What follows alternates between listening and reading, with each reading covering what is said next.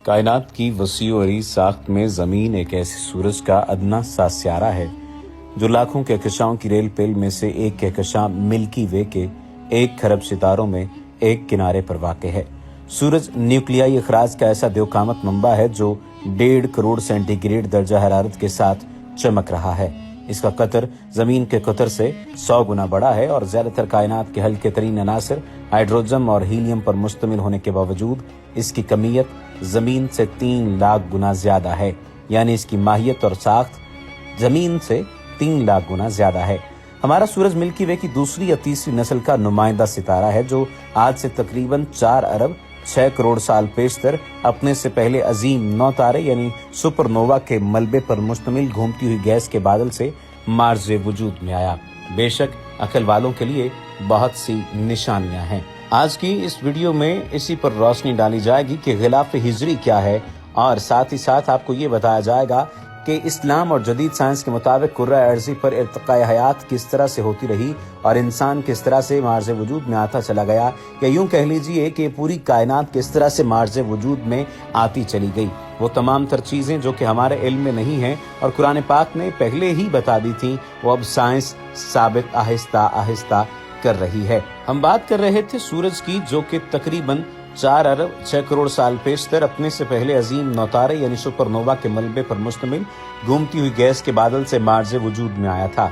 उस गैस और गर्दो गुबार के ज्यादातर एटम अपने अंदर नौसाख्ता हाइड्रोजन और हीलियम के कसीब गोले की तरफ इकट्ठे होने लगे और यूं वो सितारा वजूद में आ गया जिसे आज हम सब सूरज के नाम से जानते हैं। उस घूमते हुए गैसी मादे का बाकी हिस्सा नौज़ायदा सूरज के गिर्द चक्कर लगाने लगा और सबसे पहले उस मादे से निज़ाम शमसी के 4 बड़े सियारे मुश्तरी, ज़ुहल, यूरेनस और नेपच्यून तश्कील पाए। जमीन समेत बाकी तमाम छोटे सयारे और सयारचे काफी अरसे बाद गिरदो गुबार के बाकी मादा जर्रात से पैदा हुए। जमीन पर जिंदगी के आगाज के पहले बाहमी इन्हिसार के अल्लाह रब्बुल इज्जत की तख्लीक करदा तवाजुन, हमांगी और ताउन बाहमी ने पूरी कायनात में कवानीन फितरत को जन्म दिया और परवान चढ़ाया, जिनके तहत तमाम कहकशाएं, सितारे, सयारे और मुख्तलिफ सियारों पर जिंदगी गुजारने वाली मखलूकात अपना वजूद बरकरार रखे हुए हैं और बाहमी इन्हिसार के साथ मसरूफ अमल हैं। कायनात की इस शक्ल सूरत को कुरान मजीद सूरतुल अंबिया में यूं बयान करता है, और क्या काफिर लोगों ने नहीं देखा कि जुमला आसमानी कायनात और जमीन एक इकाई की शक्ल में जुड़े हुए थे, बस हमने उन्हें फाड़ कर जुदा कर दिया और हमने जमीन पर हर जिंदा चीज की जिंदगी की नमूद पानी से की। तो क्या वो इन हकायक से आगाह होकर अब भी ईमान नहीं लाते? सूरतुल अंबिया में ही फरमाया, और हमने जमीन में मजबूत पहाड़ बना दिए ताकि ऐसा ना हो कि कहीं जमीन अपने मदार में हरकत करते हुए उन्हें लेकर कांपने लगे, और हमने जमीन में कुशादा रास्ते दर्रे बनाए ताकि लोग मुख्तलिफ मंजिलों तक पहुंचने के लिए राह पा सकें, और हमने समा यानी जमीन के बालाई कुर्रों को महफूज सख्त बनाया ताकि अहले जमीन को खला से आने वाली मोहलक कुव्वतों और जारहाना लहरों के मुज़र असरात से बचाएं और वो उन समावी तबकात की निशानियों से रूगर्दा हैं। सूरतुल अंबिया की अगली आयत है, और वही अल्लाह है जिसने रात और दिन को पैदा किया और सूरज और चांद को भी। तमाम आसमानी कुर्रे अपने अपने मदार के अंदर तेजी से तैरते चले जाते हैं। एक और सूरत में इरशाद फरमाया, और उसने इस जमीन के अंदर बड़ी बरकत रखी, किस्म किस्म की खाने और नुशोनुमा की कुव्वतें, और उसमें अपनी मखलूक के लिए 4 मराहिल में जमीन में उसके जराए नेम रखे जो हर तलबगार के लिए बराबर हैं। फिर वो आसमान की तरफ मतवज्जह हुआ कि वो उस वक्त धुआं सा था।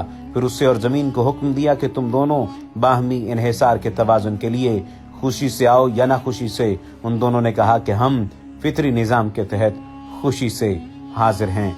फिर 2 खास मराहिल में 7 आसमान बना दिए और हर आसमान के अहकाम उसमें भेज दिए, और हमने आसमान दुनिया को चरागों से रौनक बख्शी और उसको महफूज भी कर दिया। ये इंतजाम है जबरदस्त और इल्म वाले रब का। जमीन इब्तदाई तौर पर बेइंतहा गर्म थी और इस पर किसी किस्म की फजा मौजूद न थी। वक्त के साथ ये ठंडी होती चली गई और चट्टानों से निकलने वाली गैसों के अखराज से इसके चारों तरफ हवा का एक गिलाफ चढ़ गया। जमीन के इब्तदाई दौर की फजा हरगिज़ इस काबिल न थी कि हम उसमें जिंदा रह सकते। उसमें ऑक्सीजन बिल्कुल नहीं थी, बल्कि हाइड्रोजन सल्फाइड जैसी जहरीली गैसें थीं। उस वक्त अल्लाह रब्बुल इज्जत ने जिंदगी कुछ ऐसी इब्तदाई हालतों में पैदा की थी जो समंदरों में ही पिनप और परवान चढ़ सकती थी।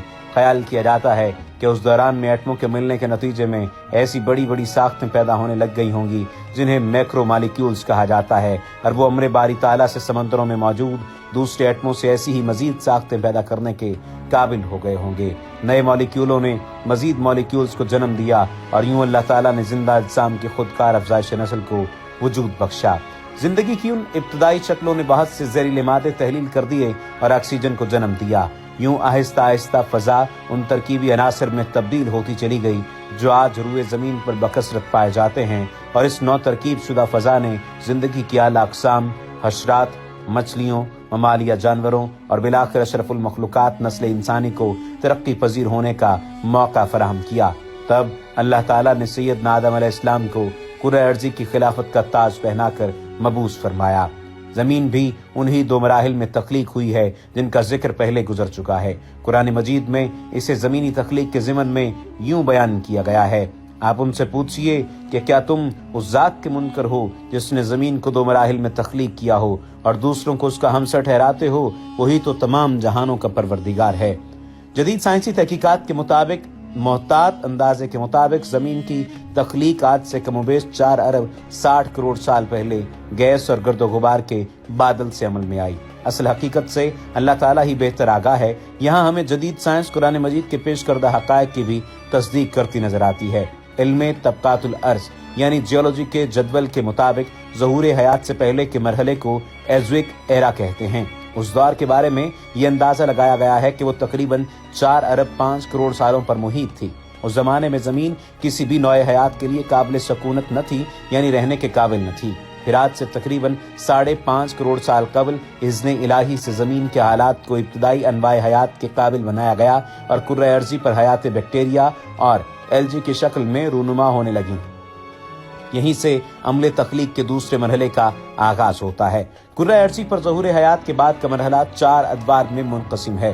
قرآن مجید اس بارے میں یوں گویا ہوتا ہے، اور اس نے اس زمین کے اندر بڑی برکت رکھی، قسم قسم کی کھانے اور نشو و نما کی قوتیں، اور اس میں اپنی مخلوق کے لیے 4 مراحل میں زمین میں اس کے ذرائع نعم رکھے جو ہر طلبگار کے لیے برابر ہیں۔ یہ جان کر اسلام پر ہمارا یقین مزید پختہ ہوتا چلا جاتا ہے کہ جدید سائنس قرآن حکیم میں پیش کیے جانے والے اولین ظہور حیات کے بعد زندگی کے 4 مراحل کی مکمل طور پر بھرپور حمایت کرتی ہے۔ سائنسی تحقیقات جن 4 ادوار کو بیان کرتی ہیں، 4 ادوار یہ ہیں: مرحلہ ما قبل عہد ہجری یعنی پروٹیریوزوئک ایرا، مرحلہ حیات قدیم پیلازوئک ایرا، مرحلہ حیات وسطی میسوزوئک ایرا، مرحلہ حیات جدید جسے سینوزوئک ایرا کہا جاتا ہے۔ اس دور کو پروٹیریوزک ایرا کہا جاتا ہے۔ اس کے علاوہ پری کیمبرین ٹائم کا نام بھی دیا جاتا ہے۔ یہ سٹون ایج سے پہلے کا دور ہے، یعنی مرحلہ ما قبل عہد ہجری۔ اس دوران میں زمین زندگی 4 ابتدائی آثار کی شکل میں نمودار ہوئی: فرسٹ لائف سیلز، پروٹسٹا، مونیرا اور میٹازوا۔ مرحلہ حیات قدیم کی بات کی جائے تو یہ دور قدیم کی زندگی اینشینٹ لائف کہلاتی ہے، جس کا آغاز آج سے 55 کروڑ سال پہلے ہوا۔ یہ وہ دور ہے جب کرۂ ارضی شروع میں اس قابل ہوئی کہ اس پر زندگی کا آغاز ہو سکے۔ تب اللہ تعالیٰ نے زندگی کو اس کی سادہ ترین شکلوں میں سمندروں اور بعد ازاں خشکی پر پروان چڑھایا ہے۔ اس کے بعد اگر بات کی جائے ساختیاتی تہوں کی تو ساختیاتی تہوں میں بہت سی تہیں، اہم تہیں شامل ہیں، لیکن چند ایک ایسی تہیں بھی ہیں جن کو غلاف ہجری کہا جاتا ہے۔ غلاف ہجری بنیادی طور پر کیا ہے اور اس بارے میں کب پتہ چلا؟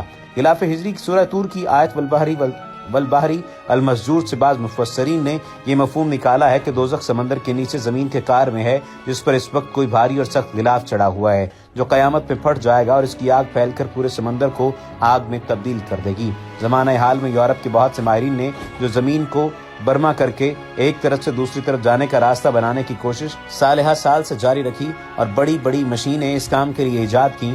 مختلف جماعتوں نے اس پر محنت خرچ کی۔ سب سے زیادہ جو جماعت کامیاب ہوئی وہ مشینوں کے ذریعے زمین کی گہرائی میں 6 میل تک پہنچ سکی، مگر 6 میل کے بعد سخت پتھر نے ان کو عاجز کر دیا تو پھر دوسری جگہ سے کھدائی شروع کی، مگر وہی 6 میل کے بعد سخت پتھر سے سابقہ پڑا۔ متعدد جگہوں میں اس کا تجربہ کرنے کے بعد ان کی تحقیق یہ قرار پائی کہ 6 میل کی گہرائی کے بعد کوئی غلاف ہجری پوری زمین پر چڑھا ہوا ہے، یعنی پتھر کا غلاف ہے جو پوری زمین پر چڑھا ہوا ہے، اور یہ غلاف हजारों मील का है जिसमें कोई मशीन काम नहीं कर सकती। जमीन का कतर जो हजारों मील का है, इसमें से साइंस के इस उरूज के जमाने में साइंस की रसाई सिर्फ 6 मील तक हो सकी। आगे गिलाफ हिजरी का इकरार करके अपनी कोशिश छोड़ना पड़ी। इस वाक़े से भी इस बात की तायद होती है कि जमीन पूरी किसी गिलाफ हिजरी से बंद की हुई है। अगर किसी रवायत सहिया से जहन्नुम का महल वकू इस गिलाफ के अंदर होना साबित हो जाए तो इस बारे में भी कुछ बईद नहीं। वमा अलैना इल्लल बलागुल मुबीन।